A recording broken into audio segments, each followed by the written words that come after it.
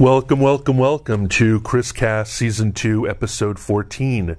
This is all about my experience with coronavirus and with the vaccination and with the jab and with my personal experience with that and how I decided to get the jab and the steps that I went through and the surprising things that didn't happen to me over the course of the 15, 16, 17-month coronavirus since from the beginning to now, which is, mid to late June 2021. All right. Talk to you in a second.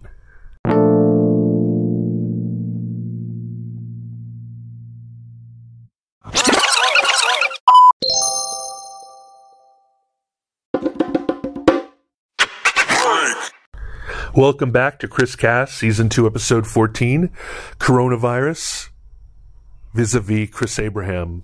My name's Chris Abraham. This is Chris Cast. I like to say that I do this all the time, but it's been 2 months that I haven't done it, and it's because that I've been grumpy Chris, because I've had various and sundry body injuries that are just lame. Like, they're not cool.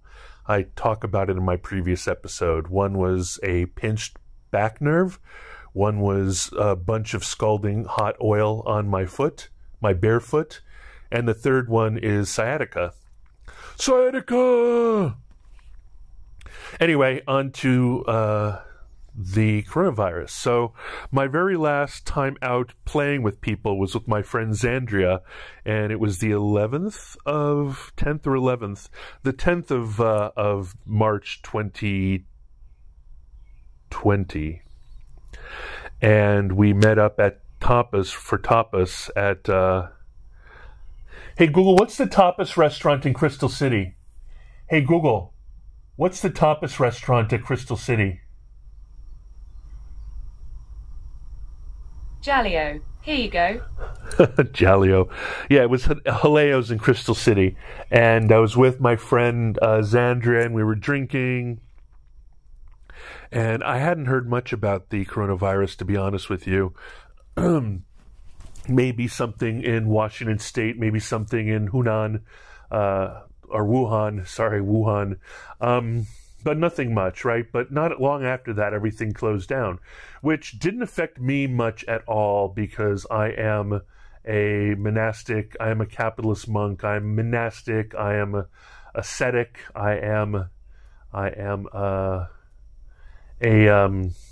just that kind of guy. My company's virtual, my relationships are virtual, most of my, I do go to cafes, but I'm not a social butterfly. I don't have any wives or kids.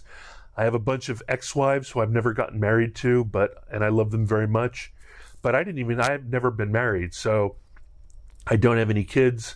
A lot of my friends don't live locally, and a lot of my friends are freaking paranoid about coronavirus. So my closest friends are extremely bought into the narrative of coronavirus. It doesn't matter what the statistics are. It doesn't matter the low infection, the low sickness rates, the low death rates, and they don't understand. They don't care much about the way people are diagnosed with cases and what cases mean versus actual sicknesses and all these other things. Like, there's a lot of politics at play, and until last month, I held back. I didn't do it. My former business partner, Mark Harrison, got it. My current business partner got it. And if it weren't for them, and they nagged me a lot, they nagged me, and they know how to nag me. They know that I only respond to sugar and carrots and not to vinegar or sticks. So they finally got through to me, and I finally decided to get the vaccine about a month ago. But I waited until then. I waited until the J&J vaccine was allowed back into the United States. because it was being held off for a while for reasons of blood clots and so forth. So I did indeed wait until J&J single dose coronavirus vaccine was made available. But up until then, for the last year before then, I had been going almost every day to Idito's Coffee and Social House, and all I needed to do was wear a mask there, find a place to sit, take my mask off, and have a completely normal experience. Ever since I've given up drinking, which was on the 11th of March, the day after I had my last big brouhaha with my friend Zandria, the day after my heart was going into AFib, I was suffering. I said, "This is it." I've checked everything. I've checked coffee. I've checked everything, and the only two things that give me AFib are any type of drinking at all, and an AFib, if you want to know, is a heart rate where your heart isn't going in normal sinus rhythm. It tends to be a da-dump, dump, da-dump, bump, bump, and it's variable, and it can result in blood clots because your heart is not pumping fully. It's like a load of different things can result in from having AFib. It is a form of heart failure, is a form of heart disease. So I decided that everything was going so great in my life with regards to the treatment I've been getting from the people at Nova and the people from Virginia Hospital Center and all that other stuff, is that it was not worth it for me to have a bottle of wine every couple nights. You know what I mean? And so I decided to stop doing that. And so ever since I stopped drinking, I've stopped going to restaurants, right? Because I'm a pretty good cook, and the only reason that I really go to restaurants, like restaurants, is when I want to have dinner at the bar, and I want to have a couple margaritas, and I want to talk to the bartender, and that kind of thing. Like, it's sort of like a lifestyle thing where I go to, since I'm a singleton, I go to restaurants with bars, and I go to the bar, and I have my bar experience. And so I just haven't had any desire to go to bars or restaurants, and so the only thing that I've been doing is going to cafes. And believe it or not, Starbucks was open for a while. You just needed to wear a mask until you were sitting down, and then even they closed because they had a case. A barista had a case, so. It ended up the only place that I could go is either in my own apartment or in to Idito's, and so I went to Idito's almost every day, and it was fun. It was good. I got really close to the I want to say cast to the staff there, and I was eating lots and lots of green salads, and it was really fine. So. In many cases, because of my lifestyle, because I have a virtual world with virtual friends, virtual communities, and a virtual company that can rely heavily on people that I haven't seen. I haven't seen my business partner in person in a decade. So, and I've never met my staff. My staff lives in India. So. Based on that, I was not affected at all. In fact, it gave me better excuses. I didn't need any excuse for why I didn't feel like socializing or going out or doing this or that. Makes me sound really antisocial. I mean, if you know me, to know me is to love me. But yeah, what's the term for it? Ascetic? I don't know.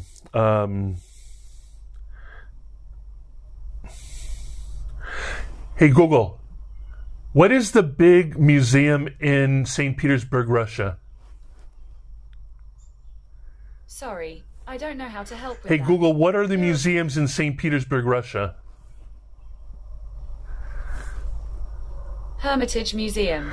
On the website nationalgeographic.com, they say, Okay, I'm a hermit. The only association my brain could make was to the Hermitage Museum. My apartment is a Hermitage Museum, if you will, if you like certain things.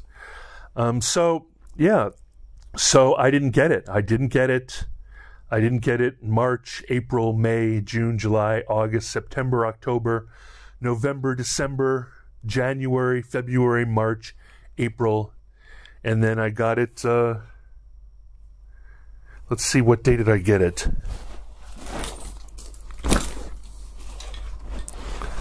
I got it exactly on, my wallet's somewhere else. Well, anyway, I guess I could find out here.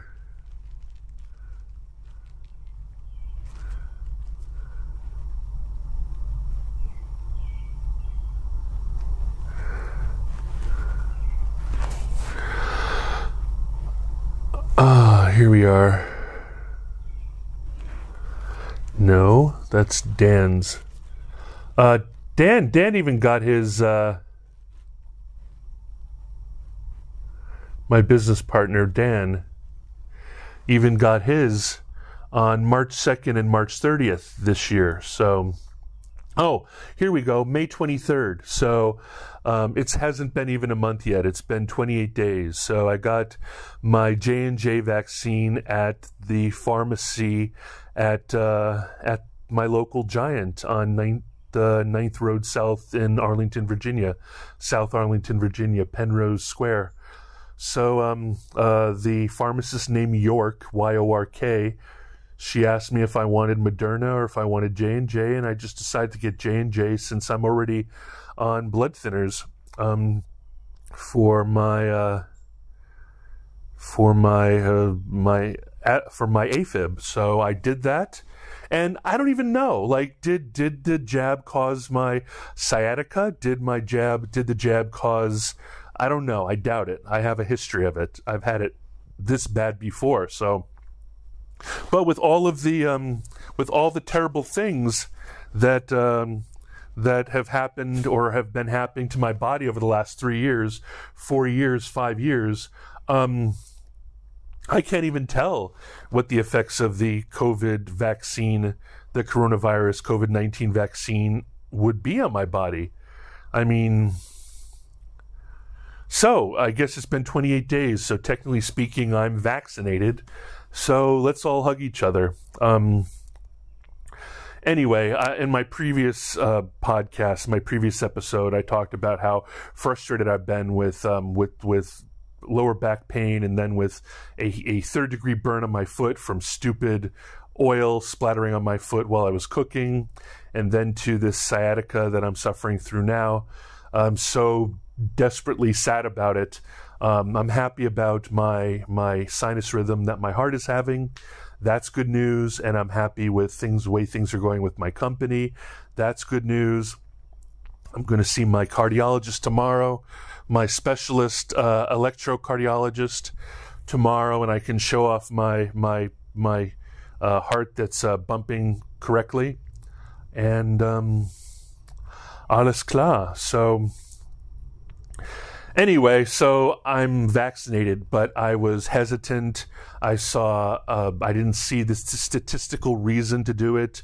I saw that the potential side effects were worse than the experiences that I was having by just not taking it.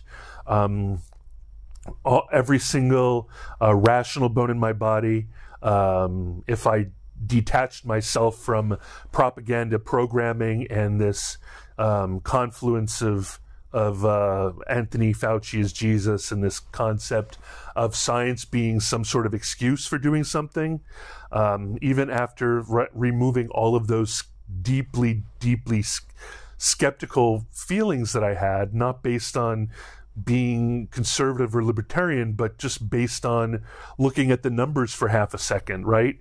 Seeing the fact that people die every day, people die of old age, people die of chronic illness, people die of the regular flu, people die of suffering from pneumonia, people die, And so bringing attention to people dying is, I believe, a political stunt. Attributing everything to coronavirus and every death to coronavirus is a political stunt. I believe that if you peel away the political stunt from the actuality, and if you separate actual coronavirus deaths from so-called cases, which, based on testing procedures and is a little suspect, then 6 of one, half a dozen of the other. Like, it didn't seem to me that I was in any real proximate danger. It didn't seem to me that it made any real sense, and it made and just the idea of a messenger RNA vaccine was so sketchy to me in a broad way. I mean, I've seen mRNA treatments being used very specifically for people with different types of cancers and so forth, but I haven't seen, and I think they're gaming the numbers, they're playing with the numbers, they're misrepresenting the number of people who get injured from the vaccine. There's so much to be skeptical about, but I don't have any dog in the fight anymore because I got my first and only jab of J&J, Johnson & Johnson vaccine on the 28th of May, which is the 23rd of May, which is, almost 30 days ago. And so I'm good. I can virtue signal now. I don't have to be accused of anything. I'm not a monster. I'm not a villain. I can have my own thoughts about it as to whether or not I think someone who's a 21-year-old woman should get it, or whether I think the 21-year-old Chris should get it, are entirely different things. I'm an old horse. I'm out to pasture. I know I'm only 51, but I'm not a vigorous 51 at the moment. So I thought, well, it appeases a lot of people. What's the risk? And I'm being highly and completely looked after by the medical system. So if something really bad happens, I trust the treatment that would be available to me. And so right now that I got the vaccine, here's my takeaways. I do not judge people who decide not to get the vaccine. I do not judge people who do decide to get the vaccine. I do always judge people who are complete mad hats and completely psychobabble and absolute meme carriers who cannot stop talking about this, that, and everything else as if this was a vaccine is not remotely a panacea. And I am of the position, if I wasn't a virtual person and if I didn't, I honestly, Dan and I did better during the coronavirus than we did the year before. So it's because of a lot of decisions I made in terms of where I look for business, but it didn't hurt my last year because I don't have kids or a wife. It didn't hurt that. It was a net zero or even a positive 5 in terms of that year. And I think that closing the economy for 15 months was a terrible mistake. I believe that is going to have longer lasting ramifications, and I believe that because Americans in any Western democracy, because we're such squiggly squids, this whole concept of big bring back better, build back better, BW3 is going to not work because people are going to forget quickly. People are going to feel like people are not going to feel like that they were held, that they stayed home to protect others. They're going to perceive it in 2020 vision. They're going to perceive it as being held hostage, and they're going to act like they do. They're going to act exactly like the daughter of a pastor. They're going to feel like for the first 18 years of their life they were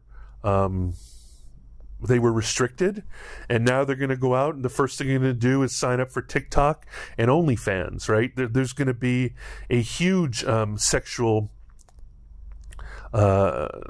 sexual liberation. This is going to be the summer of sex. And people aren't even going to care that they're all lumpy and bumpy and that they haven't gotten back in shape after the coronavirus.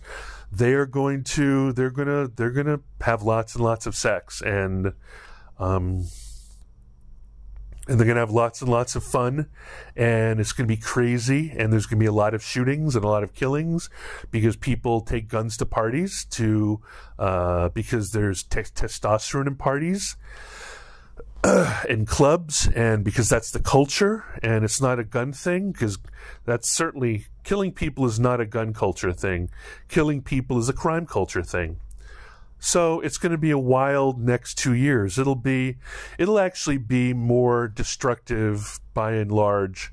It's going to be slower breakdown because we didn't have a bubble burst, but there's going to be more ramifications towards the health of the Western democracies, including North America, Canada, and the United States, from this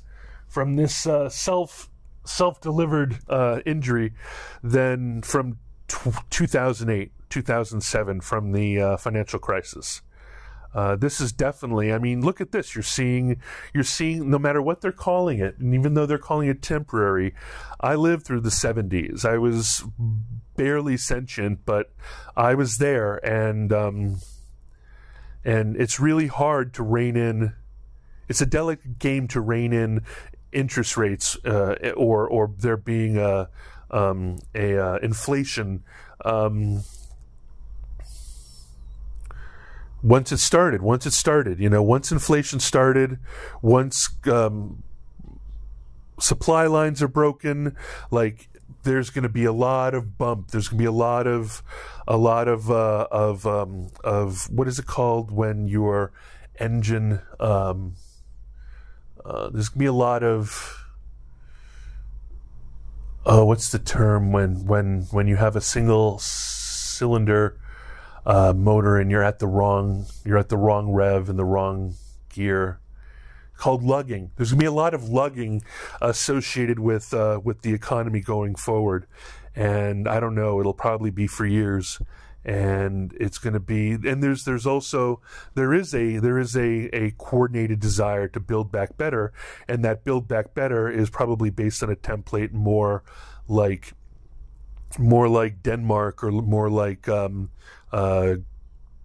Germany, or even a little bit, not even like Great Britain. Great Britain has its own sort of eccentric socialism, but Build Back Better is going to be a lot more like Germany, where, Germany smells in the summer because people refuse to flush the toilets because they're so committed to a better tomorrow. Even though when I lived in Berlin is the wettest city in the entire world, like short of Portland, and yet people refuse to flush the toilets because they're afraid of wasting water. Like, the German people have such an ingrained concept of organics, of bio, of not wasting, of the opposite of consumption. And even though they produce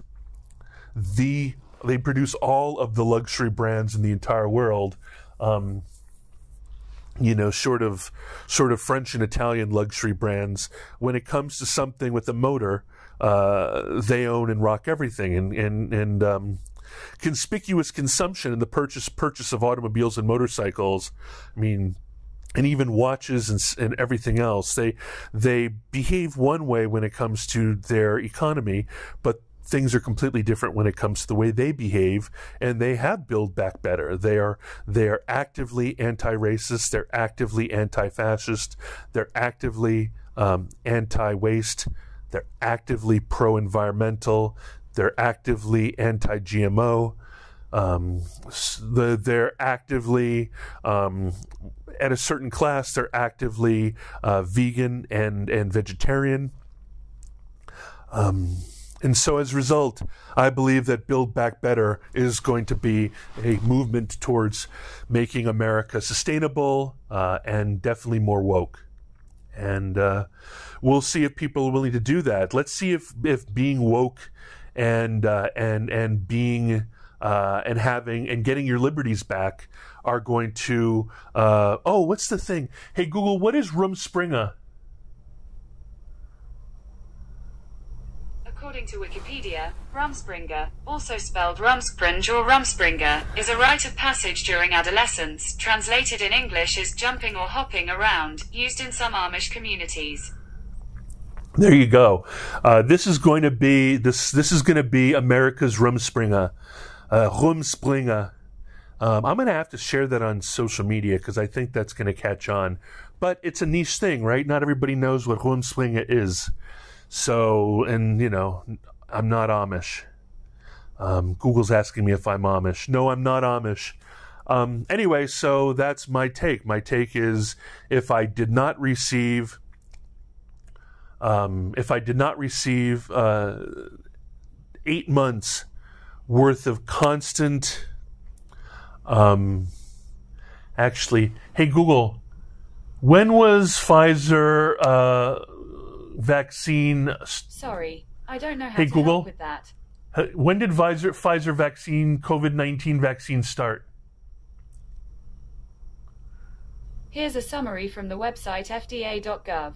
On December 11, 2020, the U.S. Food and Drug Administration issued the first emergency use authorization for a vaccine for the prevention of coronavirus disease 2019, COVID-19, caused by severe acute respiratory syndrome coronavirus 2.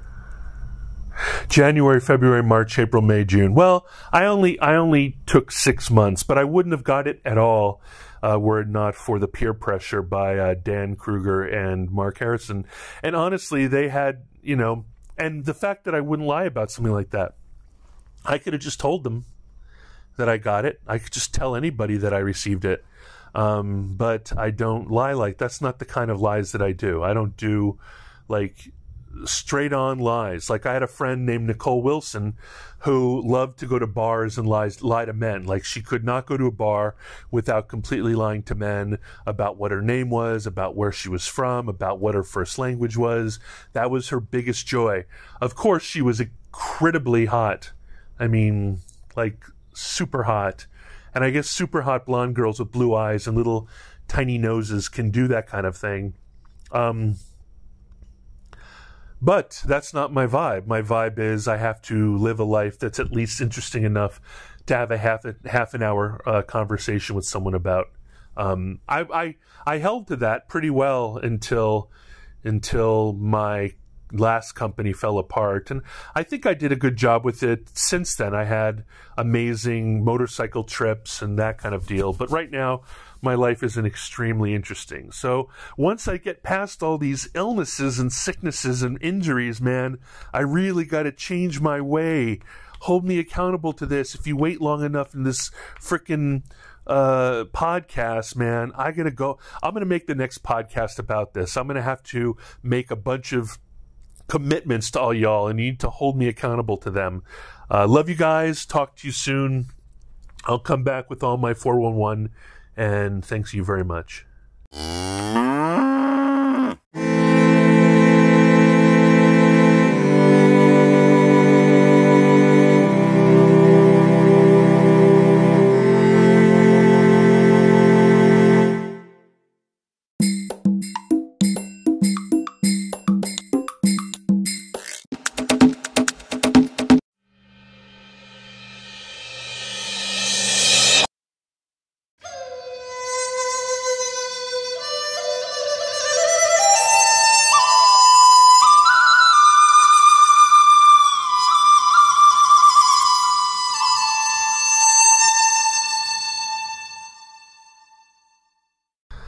Welcome back.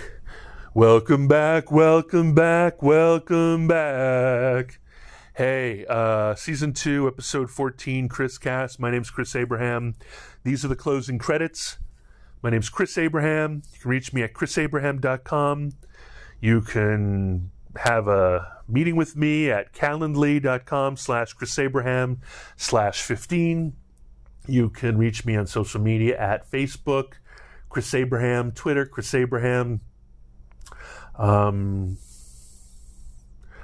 Instagram, Chris Abraham, LinkedIn, Chris Abraham, linkedin.com/in/Chris Abraham. You can email me at chris@abraham.su. You can befriend me on No Agenda Social, which is at Chris, or if you're in the Fediverse, at chris@noagendasocial.com. I have a new Substack that I need to continue working with. It's been a few days since I posted, and that is chrisa.substack.com. And of course, this is my podcast, which you can find on any place, Chriscast. You can find it on Stitcher, Spotify, iHeartRadio, Apple, etc. And it is, I think, anchor.fm/Chris Abraham, if I have that right. Let me see. I should have made it Chriscast, right? I should have changed it to Chriscast, but I care more about, I think I care more about my personal brand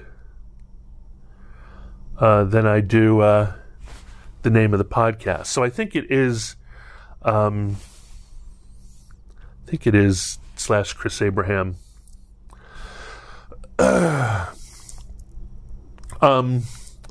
That's it, I think. Oh, if you want to reach me via the various and sundry texting tools, I'm +1 202 352 5051.